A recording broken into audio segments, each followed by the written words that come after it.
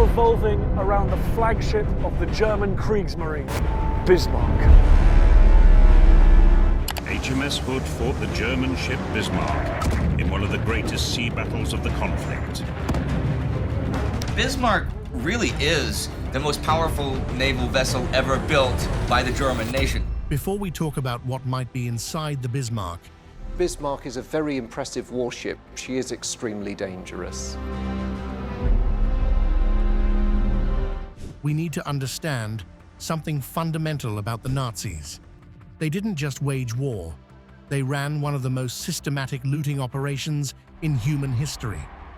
From the moment Adolf Hitler took power in 1933, they stole on an unimaginable scale. They first went after Jewish property. Homes, businesses, bank accounts, art collections, nothing was off limits, and all of them were seized under the pretense of law. Families who had spent generations building their wealth watched it disappear overnight. And that was just the beginning. As the Wehrmacht rolled across Europe, the looting expanded beyond anything the world had ever seen.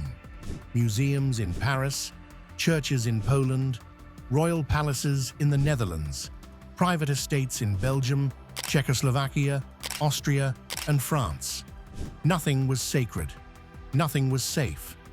Everything fell to this industrial-scale plunder, which was coordinated at the highest levels of the Reich. There were dedicated organizations, cataloging systems, and transport networks. Still, it wasn't enough. In 1940, the Nazis created a specialized looting unit called the Einsatzstab Reichsleiter Rosenberg, the ERR for short. The ERR was based in Paris, operating out of the famous Jeu de Paume Museum, and processed stolen art like a factory assembly line. Work seized from Jewish collectors across France, Belgium, and the Netherlands flowed through its doors by the thousands. Hermann Göring personally visited the Jeu de Paume over 20 times during the occupation, selecting pieces for his private collection. By war's end, he'd amassed one of the largest art collections in history, and almost none of it legally acquired. Hitler himself was building the planned Führer Museum in Linz, meant to house the greatest artistic treasures of conquered Europe. The museum was never completed, but the looting it inspired was devastatingly thorough. According to the United States government, the German forces seized or coerced the sale of roughly 1/5 of all Western art then in existence. That's approximately 250,000 cultural objects, paintings, sculptures, religious artifacts, rare manuscripts, medieval tapestries, antique furniture, all of it systematically stripped from its rightful owners and funneled into the Reich. But art was only part of the story. The Nazis had a lust for gold, silver, and money, and they seized it all from the national banks of every country they occupied. The treasuries of Poland, Czechoslovakia, Belgium, the Netherlands, Norway, and France were emptied and shipped to Berlin. They didn't only ransack treasuries, though. They also took jewelry and valuables from concentration camp victims, and even extracted gold dental fillings from the dead. They committed one of history's most grotesque crimes against the bodies of the dead, but they didn't care. As long as there was material to feed their precious metals division, which processed and smelt this horrific loot. And they moved all of it constantly. The Nazis understood that static treasure was vulnerable treasure. So they kept their stolen wealth in motion, shifting it between locations, hiding it in places the Allies would never think to look. Rail networks transported treasure to deep salt mines at Merkers and Alto See in Germany and Austria. The stable temperature and low humidity made these mines perfect for storing delicate artworks. U-boats carried unknown cargo across the Atlantic to destinations that remain disputed to this day. Surface ships shuttled materials between occupied territories. Diplomatic pouches moved smaller valuables across neutral borders. So, by May 1941, when the Bismarck quickly left port for her mission, the Nazis had the means, the motive, and the endless opportunity to move high-value cargo on what was their most powerful warship at that time. It was a series of brutal encounters of the German Kriegsmarine, Bismarck. The Bismarck was commissioned in August 1940, after years of construction at the Blohm and Voss shipyard in Hamburg. Named after Otto von Bismarck, the legendary chancellor who unified Germany in the 19th century, she was the largest and most powerful warship ever built in Germany. It was over 820 feet long, more than 50,000 tons, fully loaded. It had 8 15-inch guns capable of hurling armor-piercing shells more than 20 miles, an armored belt over 12 inches thick, a top speed exceeding 30 knots, making her one of the fastest battleships afloat. In every metric that mattered for naval warfare in 1941, the Bismarck was a genuine monster. But despite the propaganda, the Bismarck wasn't actually the most powerful battleship in the world. Japan's Yamato, then under construction, would carry unprecedented 18-inch guns. The British battleships HMS Rodney and HMS Nelson both carried heavier 16-inch armament. In terms of pure gun caliber, several ships could match or exceed what Bismarck brought to the fight. What made the Bismarck genuinely dangerous wasn't raw firepower alone. It was the combination of speed, armor protection, advanced fire control systems, and her intended mission. The Bismarck was designed to crush the British. Let us explain. It was designed for commerce raiding. Her job was to break out into the Atlantic Ocean and destroy the merchant convoys that kept Britain alive. Food, fuel, raw materials, weapons, and ammunition. The Bismarck was to dismantle everything the British needed to continue fighting, flowed across the Atlantic in vulnerable cargo ships with ruthless efficiency. If the Bismarck could savage those convoys, if she could sink enough merchant vessels and scatter the rest, Britain might be starved into submission or forced to negotiate. That was the German strategy. Operation Rheinubung, or the Rhine Exercise, was the code name for the plan. The Bismarck and the heavy cruiser, Prince Eugen, would slip out of the Baltic Sea, pass through the Denmark Strait between Iceland and Greenland, reach the open Atlantic, and begin hunting. The official orders from Grand Admiral Erich Raeder, commander of the Kriegsmarine, made the priorities clear. The objective of the Bismarck is not to defeat enemies of equal strength, but to tie them down in a delaying action, while preserving her combat capacity as much as possible, so as to allow Prince Eugen to get at the merchant ships in the convoy. It sounds straightforward enough. A powerful battleship breaks into the Atlantic shipping lanes and wreaks havoc on defenseless merchants while avoiding major engagements with the Royal Navy. Standard commerce raiding doctrine. Except several things about Operation Rheinubung don't quite add up when you examine them closely. First, consider the size of the force. Just 2 ships, the mighty Bismarck and 1 heavy cruiser. No supply vessels to extend their range. No destroyers for screening and reconnaissance. No other capital ships for mutual support. For what was supposedly a critical mission to strangle Britain's lifeline, the Germans sent their most valuable warship into hostile waters with almost no backup whatsoever. Second, consider the timing. Admiral Günther Lütjens, the experienced fleet commander who would lead Operation Rheinubung from aboard Bismarck, practically begged Grand Admiral Raeder to delay the mission. Lütjens wanted to wait for the battleship Tirpitz, Bismarck's sister ship, to complete her sea trials and join the operation. Or failing that, he wanted to wait for the battlecruisers Scharnhorst and Gneisenau to finish repairs after their own Atlantic raids. Going out with just Bismarck and Prince Eugen was too risky, Lutyens argued. He told fellow admirals he didn't expect to return from this mission. Raeder refused to delay. The operation had to proceed immediately, in May 1941, regardless of Lutyens' concerns. Why the urgency?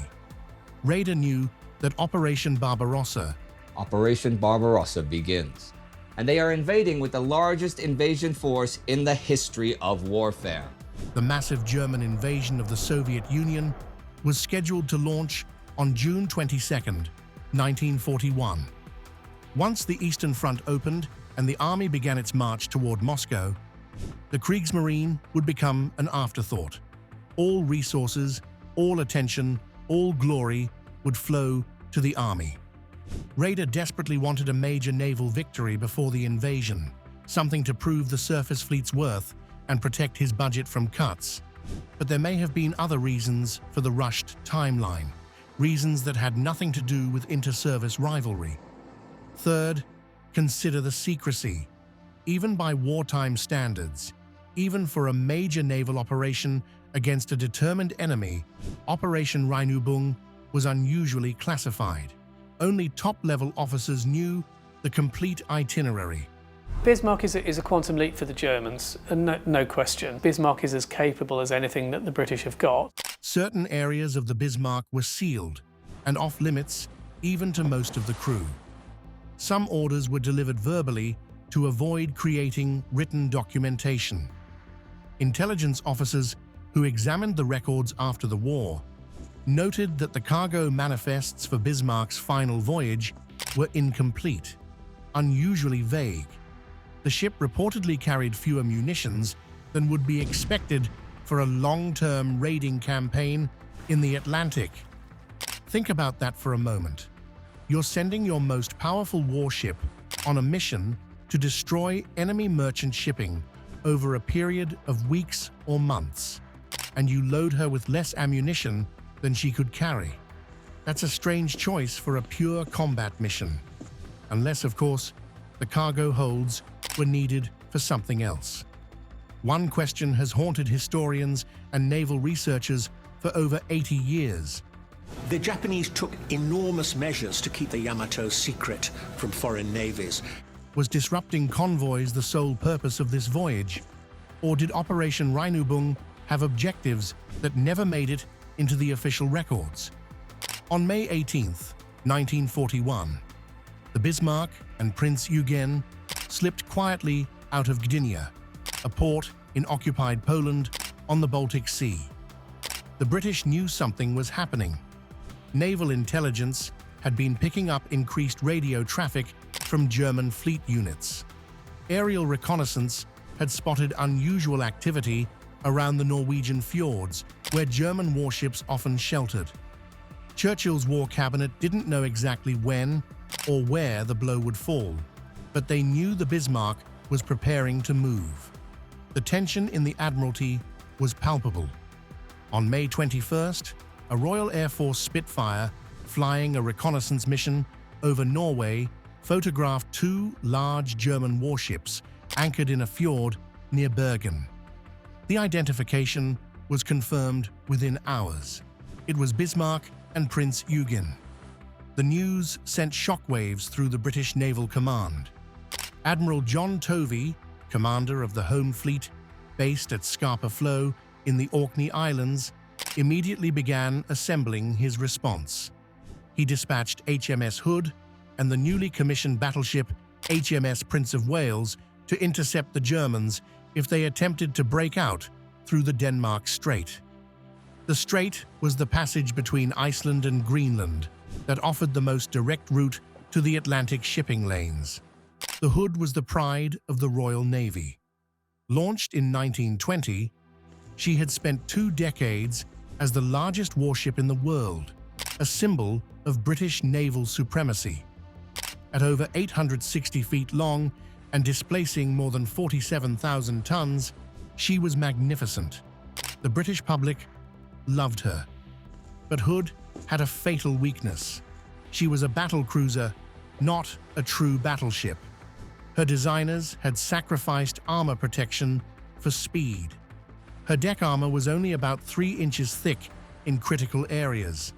Plans to upgrade this protection had been repeatedly delayed. When Hood sailed to meet Bismarck, she was essentially a World War I design facing a World War II opponent. The Prince of Wales, by contrast, was so new that civilian contractors were still aboard trying to fix problems with her main gun turrets. She'd been rushed into service before she was truly ready. The German squadron left Norway on the evening of May 21st and headed north, then west, aiming to pass through the Denmark Strait under cover of bad weather. British cruisers Suffolk and Norfolk were patrolling the Strait, watching for exactly this kind of breakout attempt. On the evening of May 23rd, Suffolk's radar detected the German ships. The chase was on. The battle began at 5:52 on the morning of May 24th, in the grey light of an Arctic dawn. Admiral Lancelot Holland, commanding the British squadron from Hood's Bridge, had ordered a direct charge toward the enemy.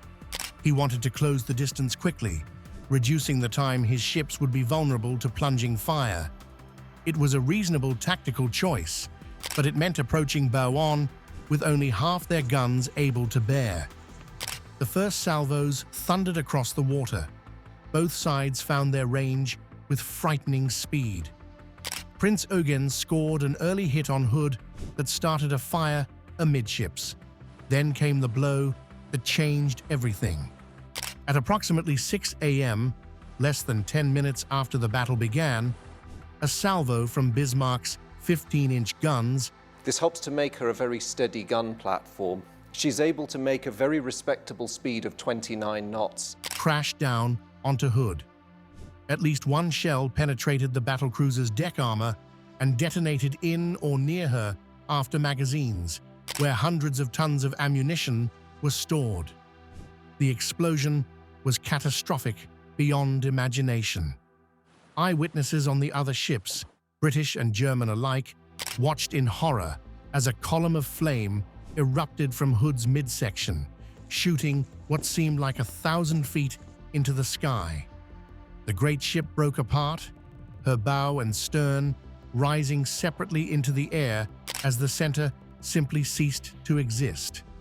Within 3 minutes, some accounts say less than 2, HMS Hood had vanished beneath the waves, along with her crew of 1,418 officers and men. Only 3 survived the destruction. 3, the pride of the Royal Navy, the symbol of British sea power for 2 decades, was gone, destroyed by a single catastrophic hit in one of the most shocking losses in naval history. Prince of Wales, now facing both German ships alone, continued the fight but quickly found herself in desperate trouble. Shells from Bismarck struck the bridge, killing or wounding nearly everyone there. Another shell punched through the hull and came to rest deep inside the ship without exploding. If it had detonated, the Prince of Wales might have joined Hood on the bottom. With her main guns malfunctioning and serious damage accumulating, the British battleship laid smoke and retreated. The Germans had won a stunning victory. Back in Germany, a heavy propaganda material had been served. The Germans had begun to crush the British. But the celebration aboard Bismarck was tempered by a crucial development. During the brief exchange, the Prince of Wales had scored 3 hits on the German battleship. One of these shells had ruptured fuel tanks in Bismarck's bow, causing a persistent oil leak and contaminating additional fuel stores with seawater. The mighty Bismarck was wounded. When news of Hood's loss reached London, the reaction was immediate and visceral. Churchill issued a 3-word order that would define the next 3 days: sink the Bismarck. What followed was the largest naval chase of World War II. Every available British ship was redirected to hunt down the German battleship. Battleships, battlecruisers, aircraft carriers, heavy cruisers, light cruisers, destroyers. Vessels were pulled from convoy escort duty, from the Mediterranean, from every corner of the Atlantic. The pride of Britain demanded vengeance, and the strategic necessity was equally urgent. Bismarck could not be allowed to reach the open Atlantic and begin destroying convoys. Throughout May 24th and into May 25th, British cruisers maintained contact with Bismarck, shadowing her through fog and rain, reporting her position. But during the night of May 24th to 25th, the German ship managed to slip away. For 31 agonizing hours, the British lost contact entirely. Bismarck had vanished into the vastness of the Atlantic. She was heading for France, for the port of Saint-Nazaire, where she could enter dry dock, repair her damage, and prepare for future operations. If she reached the protective umbrella of Luftwaffe air cover extending from the French coast, she would likely escape.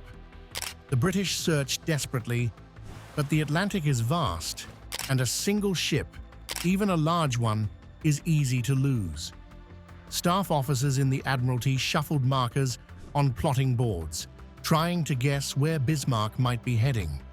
Was she returning to Germany via the Denmark Strait, making for Norway, running south for France? Every option had to be covered, and there weren't enough ships to cover them all.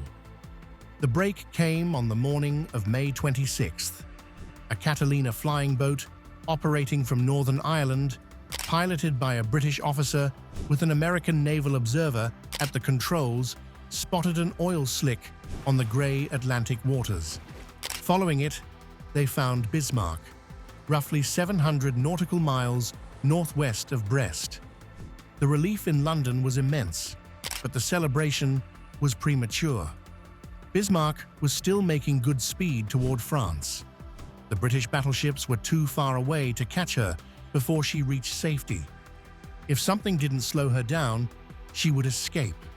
The only hope lay with HMS Royal, an aircraft carrier steaming up from Gibraltar with Force H. Royal carried swordfish torpedo bombers, canvas-covered biplanes that looked like they belonged in the previous war. Slow, ungainly, and seemingly hopelessly outdated, the swordfish were nevertheless the only aircraft available with the range and the weapons to strike at Bismarck. Late in the afternoon of May 26th, in deteriorating weather, with mountainous seas and near gale-force winds, 15 swordfish launched from Royal's pitching deck. The conditions were terrible for flying. Several aircraft nearly crashed on takeoff as the carrier's bow rose and fell through 60 feet with each wave. But the pilots pressed on, heading through the storm toward their target. The first strike ended in embarrassment when the swordfish attacked the British cruiser Sheffield by mistake, their new magnetic detonators malfunctioning in the heavy seas. No damage was done, fortunately, but precious time was lost. A second strike launched as darkness approached. This time the pilots found the right target. Bismarck's anti-aircraft guns filled the sky with tracers and flak. Her main batteries fired into the water to create enormous waterspouts that could swat an aircraft from the sky. The tiny swordfish pressed through it all, dropping to mast height to release their torpedoes. 2 hits were scored. One struck the armored belt amidships and caused only minor flooding. The other, by an absolute fluke of chance, hit Bismarck's stern, at the very rear of the ship. The torpedo struck the rudders. The effect was devastating. The port rudder jammed at an angle of 12 degrees. Despite everything the crew tried, counter-flooding, differential use of the propellers, even sending divers over the side in the heaving seas, they could not free the jammed steering. The mighty Bismarck could no longer control her course. Bismarck should not be to defeat in an all-out engagement enemies of equal strength, but to tie them down in a delaying action. she could only steam in slow circles, helpless. That night, Admiral Lutyens sent his final message to German Naval Command. "Ship unmaneuverable. We will fight to the last shell. Long live the Führer." The British closed in. Destroyers harassed Bismarck throughout the night, denying her crew any rest, launching torpedo attacks in the darkness. When dawn broke on May 27th, the end was inevitable. Two British battleships emerged from the grey morning, HMS King George V and HMS Rodney. They closed to point-blank range, and what followed wasn't a battle, it was a massacre. Unable to maneuver, Bismarck was a sitting target. She fired back at first, her opening salvo straddling Rodney with impressive accuracy. But within minutes, British shells began finding their mark. The superstructure was systematically demolished. Fires erupted throughout the ship. Admiral Lutyens, Captain Ernst Lindemann, and most of the senior officers were killed when shells struck the bridge and command areas. For over an hour, Rodney and King George V pounded the crippled Bismarck at ranges sometimes under 2 miles. The British fired over 700 shells from their main batteries. Eyewitnesses described scenes of utter devastation. The ship was transformed into a smoking ruin. Men could be seen jumping into the sea. Aboard Rodney, a chaplain reportedly begged the senior officers to cease fire, calling what they were witnessing murder rather than warfare. By 10 a.m., every one of Bismarck's guns had fallen silent. The cruiser, HMS Dorsetshire, moved in to finish the job with torpedoes. Whether the final blow came from those torpedoes or from scuttling charges set by the surviving crew has been debated for decades. Either way, at 10:40 a.m.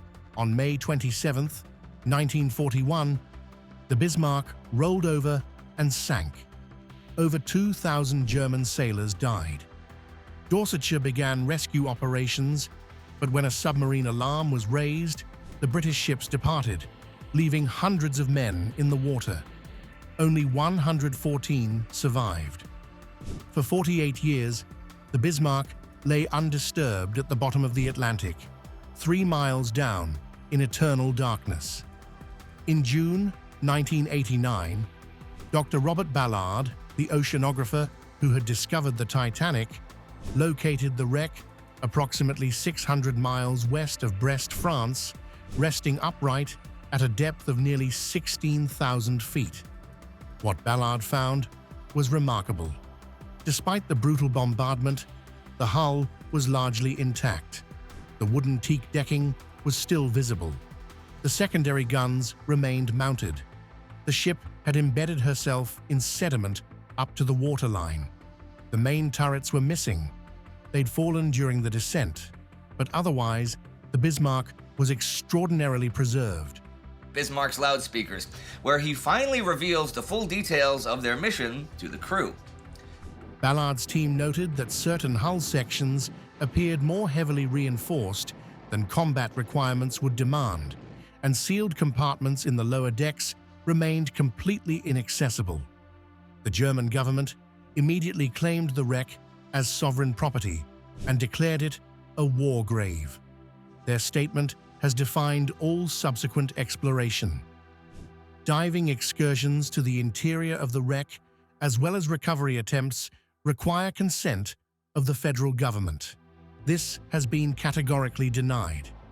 In 2002, James Cameron led another expedition using advanced ROVs with high-definition cameras.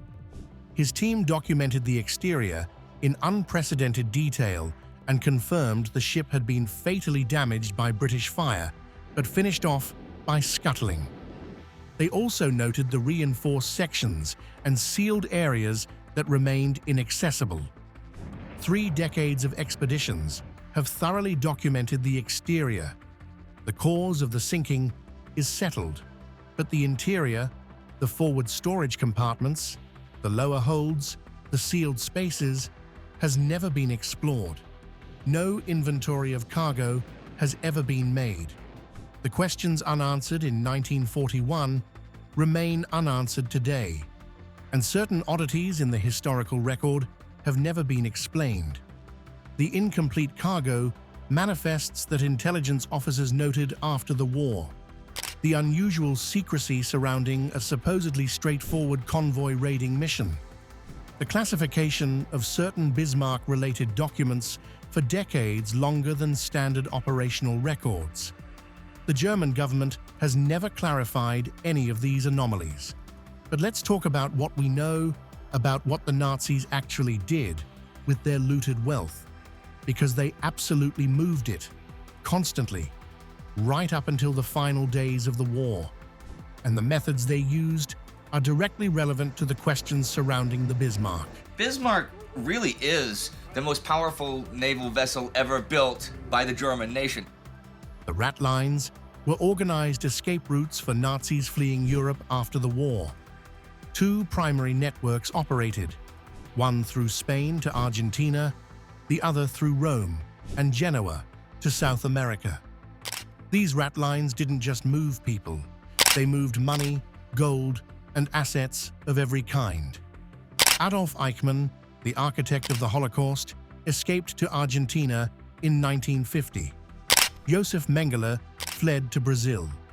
Klaus Barbie was found in Bolivia. Franz Stangl was discovered in Brazil.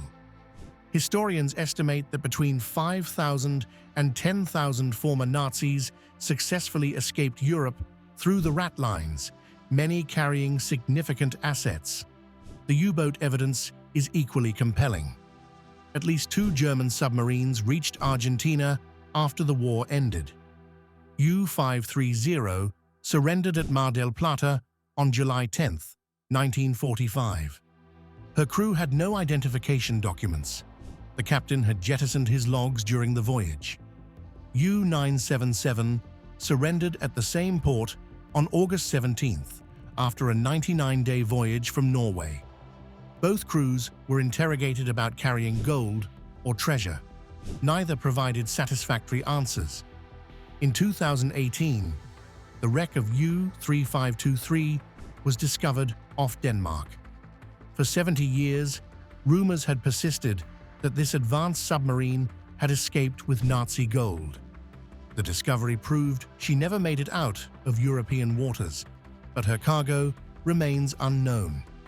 Meanwhile, on land, the Allies discovered massive treasure hoards as Germany collapsed.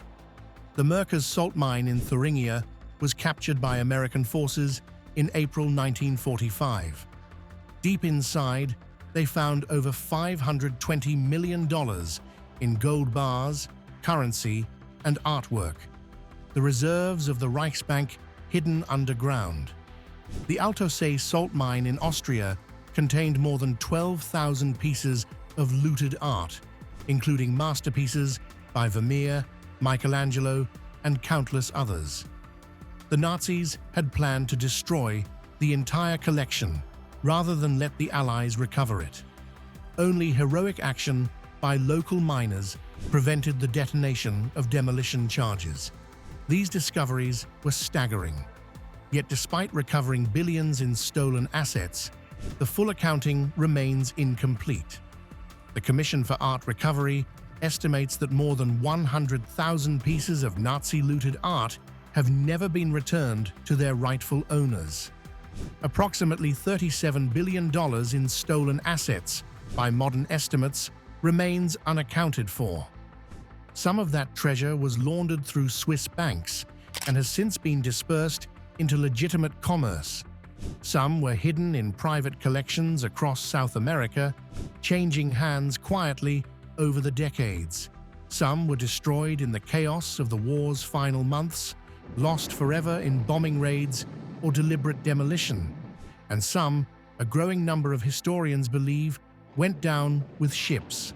And the Bismarck could be one of them. What do you think? Until next time.